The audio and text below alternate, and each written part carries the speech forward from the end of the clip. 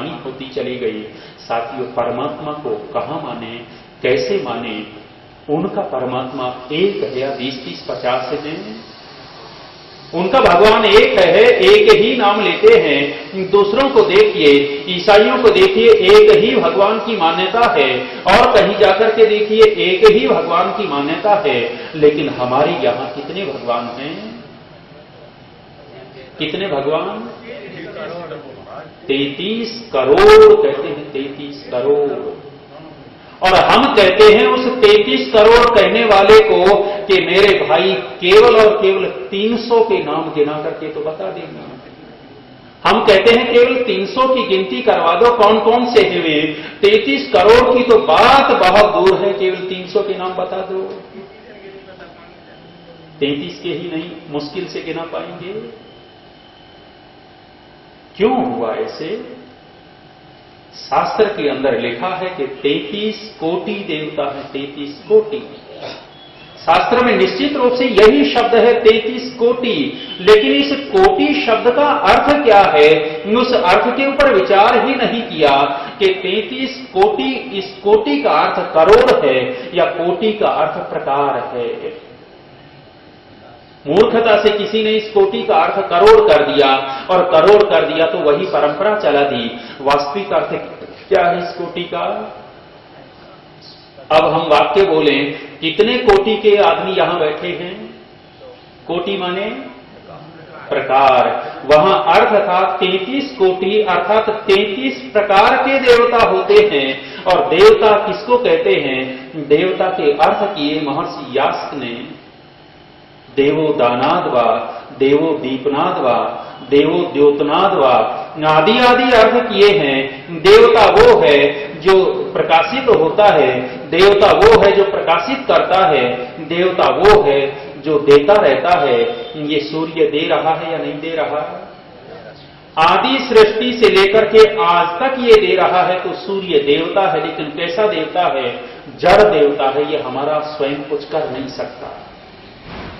आप आश्चर्य तो इस बात के ऊपर करेंगे कि पंडित जी के पास गए, जाकर के बैठे तो कहने लगी समस्या बहुत है, समस्या बहुत है। तो पंडित जी क्या कहते हैं? तेरे सिर के ऊपर तो ग्रह चढ़े हुए हैं, ग्रह चढ़ गए। आप देखो कि जिसके ऊपर चढ़े हुए हों उसको पता नहीं और दूसरे को पता है। साइंस देखेंगे यहां की, चढ़ किसी के दूसरे के ऊपर रहे हैं और पता किसी और को लग रहा है। शनि ग्रह में कितना वजन होगा ऊपर तौल करके देखना है, सूर्य से तो बड़ा है।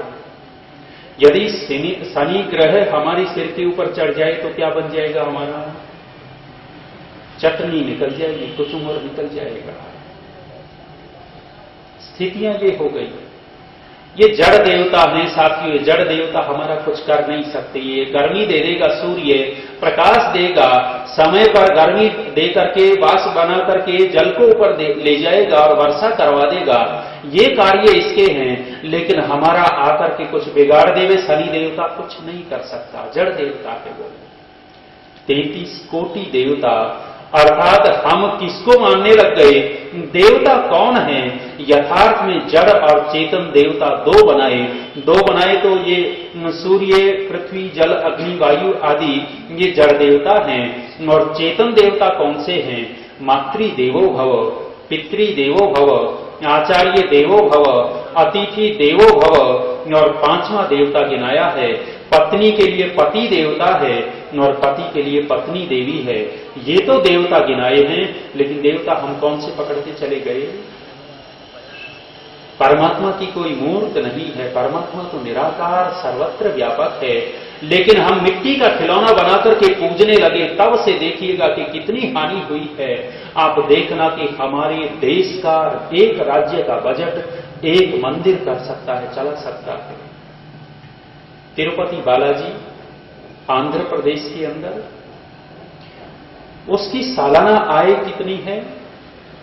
सालाना आय इतनी है, पीछे भास्कर अखबार वाले ने एक आंकड़ा दिया, 2680 करोड़ रुपए सालाना उसका कैश आता है। 2680 करोड़ रुपए एक साल में कैस आता है और वह मन्नत मांगने वाले लोग जाते हैं, वो कान की बालियां माताएं निकाल करके सोने की डाल आती हैं, गले का हार, हाथ के कंगन, अंगूठी आदि बहुत सारा सोना डाला जाता है। उसका आकलन एक तरफ है। वहां जो मन्नत मांगने जाते हैं सिर के बाल उतरवा करके आते हैं, बाल उतरवा करके आते हैं, तो उन बालों का व्यापार अलग से करोड़ों रुपए का टर्नओवर होता है। वो वहां प्रसाद दिया जाता है, लड्डू का प्रसाद बेचा जाता है। वो लड्डू का प्रसाद कितने लोग खरीदते होंगे, वो सारा आकलन लगाएंगे तो एक राज्य का सालाना बजट एक मंदिर पूरा कर सकता है। लेकिन क्या परिस्थितियां हैं? एक भूखा बालक मंदिर के बाहर रो रहा है, जिसको 2 दिन से खाना नहीं मिला है, वो भूखा रो रहा है और पुजारी जी अंदर देवता के सामने आरती करके भोग लगा रहे हैं, देवता को खिला रहे हैं। इस बालक के रोने की चिल्लाहट पुजारी के कान तक नहीं जा रही, कान से टकराती तो है लेकिन संवेदनाएं मर गई हैं। ये बालक रो रहा है, पुजारी जी मंदिर के देवता को तो भोग लगा रहे हैं, लेकिन बाहर बालक भूखा है, उसकी आवाज नहीं सुनाई दे रही। भोग किसको लगाना चाहिए था? कहते हैं उधर से कोई पादरी जा रहा था, पादरी ने उस बच्चे को देखा, स्थिति भांप गया, उठाया गोद में उठा करके जेब से रुमाल निकाला, रुमाल निकाल करके आंखें पोंछी, नाक पोंछा और ले गया अपने चर्च में। बच्चे को नहलाया धुलाया, अच्छे कपड़े पहनाए, भरपेट भोजन दे दिया। अब बच्चा मंदिर वाले का बनेगा या चर्च वाले का बनेगा? किसका बनेगा? वो तो विशुद्ध व्यापारी हैं, उनका धर्म नहीं है, न वो धार्मिक है, न धर्म के लिए काम कर रहे हैं। उनका केवल और केवल व्यापार है, केवल और केवल जो सहयोग सहायता देते हैं, उन्होंने जो भी खोल रखे हैं, मेडिकल खोल रखे हों, स्कूल खोल रखे हों, उनका उद्देश्य उसके पीछे है बदलना, कन्वर्ट करना, उनका मुख्य उद्देश्य ये है। लेकिन हम कहां चले गए? हम जब ये मनुष्य कह रहे मिट्टी का खिलौना पूजता है, परमात्मा हंसता है।